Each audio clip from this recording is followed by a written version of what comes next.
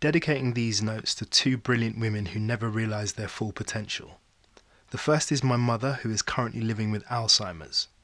Prior to the disease, she was a self-made businesswoman and trailblazer. The second person is my cousin Amaka. She would have likely been a trailblazer too.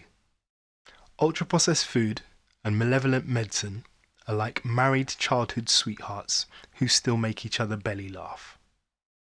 Today we bury our heads in our hands and groan when we read of doctors prescribing cigarettes in the early half of the 20th century. So powerful and influential was the tobacco industry, it successfully lobbied the medical profession to abandon all logic.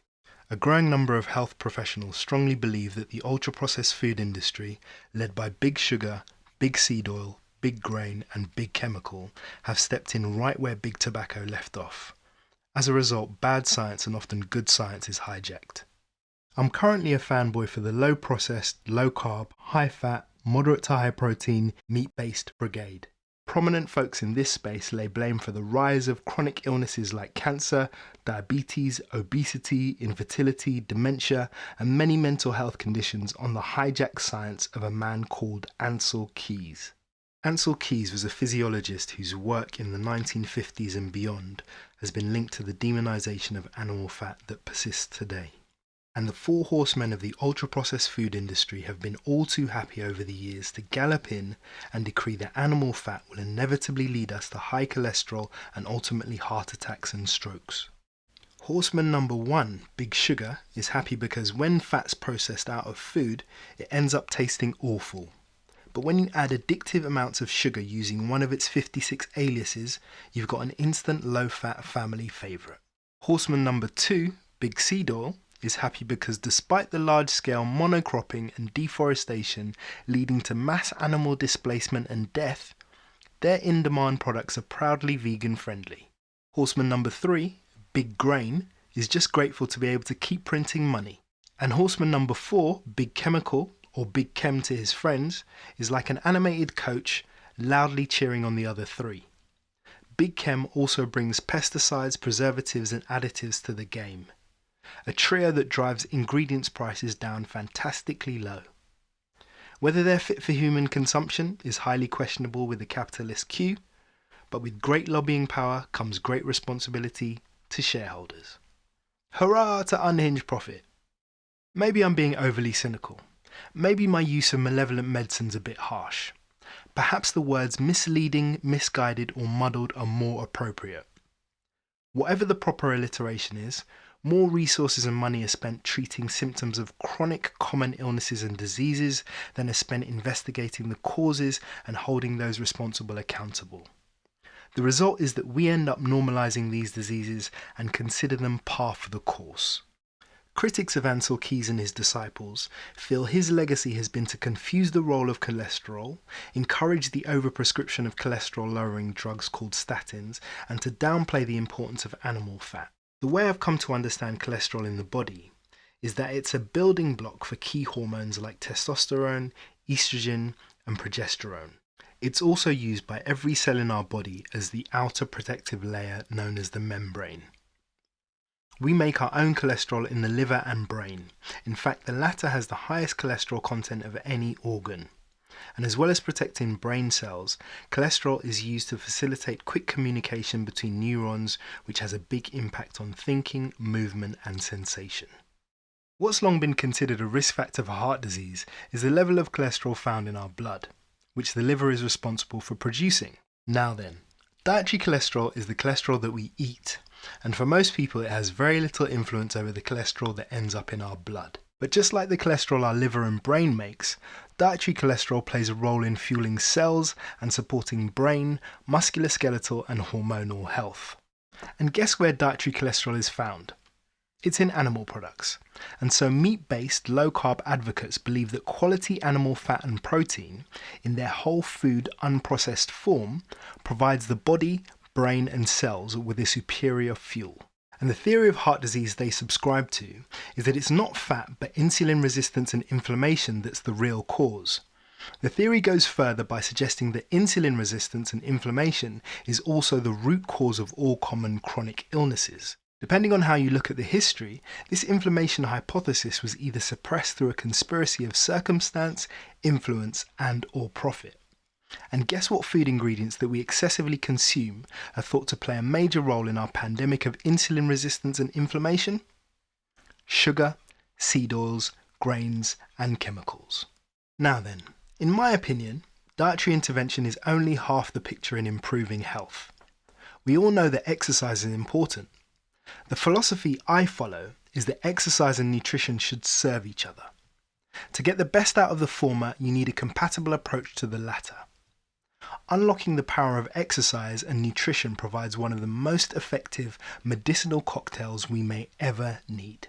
For a while now, I've subscribed to daily moderate exercise that gradually and comfortably challenges and which favours strength training but includes some cardio. My cardio of choice is dance. And as a non-elite athlete whose primary fitness goal is to be able to lift my great-grandchildren, I train frequently but at a steady intensity most of the time. And so far, it seems to be working. But check back with me in another 60 to 70 years.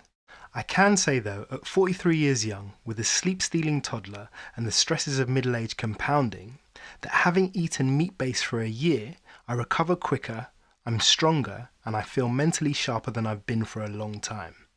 So right now, it's a thumbs up from me. But don't just take my word for it. There are people who consider animal products that are high in fat to be superfoods, and they're far more experienced and knowledgeable than I. And some have overcome far scarier conditions than just turning 43. They might align themselves to one or more of these groups: zero carb, low carb, keto, carnivore, ketovore, carnivore-ish, paleo, and some are even omnivores. Image pressures start early for women, and this seems to go hand in hand with misleading messaging about animal fat. For some, this carries physical and mental health consequences well into adulthood. And more so than men, women may need higher amounts of fat in their diet. So I think it's important to firstly acknowledge the crucial role that women in the low-carb, meat-based space are playing. Those women that have shaped my understanding in no particular order are Judy Cho, known on socials as Nutrition with Judy. Her background is in biology and chemistry. After years of suffering from an eating disorder and severe depression and anxiety, which culminated in admission to a psychiatric ward, she became carnivore and is now antidepressant free. She's the author of The Carnivore Cure and practices holistic nutrition and nutritional therapy. One of her key teachings is to eat the rainbow of meats. Dr. Elizabeth Bright specializes in osteopathic medicine and naturopathy.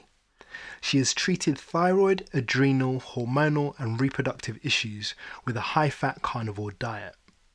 Her research has demonstrated how low-carb diets improve the symptoms of menopause, the findings of which can be found in her book Good Fat is Good for Women. Ede Fox, known as the Black Carnivore on socials, is an anthropologist turned carnivore advocate. Eating a meat-based diet has helped her address weight issues, chronic asthma, and anemia. Amber O'Hearn is a science polymath and founder of the Carnivory Conference. She attributes a high-fat, moderate protein animal-based diet as helping her overcome decades of depression and bipolar disorder. Dr. Annette Bosworth is a physician who had a paradigm shift following years of practicing conventional medicine. Using the keto diet, she extended her elderly mother's life well beyond her cancer prognosis. Dr. Bosworth now uses the keto diet to treat a range of chronic diseases. Kelly Hogan has been a carnivore for well over 10 years and came to the diet following serious weight and reproductive issues. She advocates and offers advice on the zero-carb diet. Dr. Georgia Eade is a Harvard-trained nutritional psychiatrist who has treated mental health issues from severe schizophrenia to depression with a ketogenic diet. Dr. Tina Moore, known simply as Dr. Tina on socials, is a naturopathic physician and chiropractor. Her speciality is regenerative medicine of the joints. She has an interesting and compelling belief that osteoarthritis is diabetes of the joint, osteoporosis is diabetes of the bone, and sarcopenia, also known as muscle wasting, is diabetes of the muscle. Incidentally, there are some neuroscientists that are calling Alzheimer's type 3 diabetes. Stephanie Person, aka Stephanie Keto, follows a high-fat, moderate protein diet. Her keto journey started following her mother's diagnosis of an aggressive brain tumour. Prognosis was 6 months to live. Over a decade later, her mother remains cancer-free and attributes a ketogenic diet to her survival. Stephanie is a keto coach and personal trainer. Dr. Gabrielle Lyon is a geriatrician and proponent of functional medicine. She's an advocate for a high-protein diet. She is also passionate about the importance of muscle building for longevity. Dr. Lisa Wiedemann is known as the Carnivore Doctor on socials. She has been an optometrist for over 30 years. She reversed her own skin issues and eating disorders by following a carnivore diet. She now applies animal-based eating to the treatment of her clients' conditions. Diabetes and macular degeneration are her areas of special interest. And in no particular order, the men I've discovered in the low-carb, meat-based space who are contributing to my learning are Dr. Sean Baker, who practiced as an orthopedic surgeon for around 20 years. He is the author of The Carnivore Diet. He is a leading voice for eating animal-based. He adopted the diet after gaining weight and feeling miserable for years. Now in his 50s, he is an accomplished endurance athlete. Andrew Scarborough credits a Paleolithic keto diet for his improvement in health. He adopted the diet following chemo and surgery for an aggressive form of cancerous brain tumour, where the life expectancy following treatment is in the months. He remains cancer-free 10 years on and has since stopped his medication. As a patient advocate, he works with a team of researchers and is committed to studying the treatment of brain cancer. Dr. Robert Lustig is a paediatrician and endocrinologist specializing in childhood obesity. He is the author of A Fat Chance, and his lecture, Sugar, the Bitter Truth, at the time of speaking, has over 23 million views on YouTube. Rob Wolf is a former biochemistry researcher and author of The Paleo Solution, Wired to Eat, and Sacred Cow. Dr. Anthony Chafee is a neuroscientist with an academic background in molecular and cellular biology and chemistry. He studied these at university at age 16. He is now known as the Plant-Free MD, and he advocates for a carnivore diet. Dr. Paul Saladino has a traditional medical background but now focuses on promoting dietary intervention which favours animal products. Professor Tim Noakes is a specialist in exercise science and sports medicine. He named his high-fat, low-carb diet the Banting diet after William Banting. William Banting, who was formerly obese, is credited with popularising a high-fat, low-carb diet in the mid to late 1800s. Professor Tim Noakes' timeline of Ansel Keys' fat hypothesis was valuable background reading for this podcast. Dr. Nadir Ali is an interventional cardiologist who operates on social media under the Eat Mostly Fat handle. Dr. Pran Yoganathan is a gastroenterologist. He has a really interesting talk on YouTube called The Human Gut, a masterpiece of evolution. Dr. James De Nicol Antonio is a cardiovascular research scientist and author of The Salt Fix, The Longevity Solution, and The Collagen Cure. Dr. Mark Hyman is a family physician and a well-regarded proponent of functional medicine. He is also the author of many books including Eat Fat, Get Thin. Dr. Malcolm Kendrick is a GP with an interest in heart disease. He is the author of Doctoring Data, A Statin Nation, The Great Cholesterol Con, and The Clot Thickens. Max Lugavira is a filmmaker and writer. His mother's dementia prompted his interest in health and wellness. His podcast, The Genius Life, is well worth checking out. Gary Tabbs is an investigative science and health journalist. He is the author of The Case Against Sugar. Dr. Asim Malhotra is a cardiologist, diet interventionist, and healthcare reform advocate, and author of A Statin-Free Life.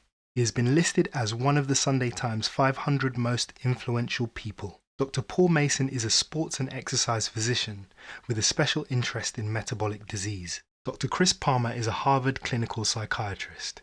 His own mother's schizophrenia influenced his career. He is the author of Brain Energy, a revolutionary breakthrough in understanding mental health. Fred Everard used a combination of conventional and natural treatments to go from stage 3 colon cancer to no cancer detected in 4 months. The ketogenic diet is thought to have played a crucial role in his recovery. Dr. Ken Berry is a family physician. He attributes the keto and carnivore diets for helping him overcome depression and weight issues. He is an advocate for a carnivorous way of eating.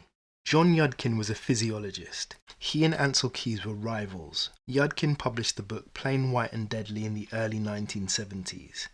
It exposed the dangers of sugar and has since become a cult classic and key reference book for the dangers of the substance. Unlike Keys, who received accolades and the respect of his peers, Yudkin did not receive the recognition he deserved until well after his death in 1995. And lastly, a special shout out goes to Charles Washington, an accomplished marathon runner and founder of the Zeroing In on Health Facebook group. He treated his diabetes and weight loss issues with a zero-carb diet. There is such little of him on the internet, yet the online space that he created is often credited with providing the starting point for a lot of people's low-carb journeys.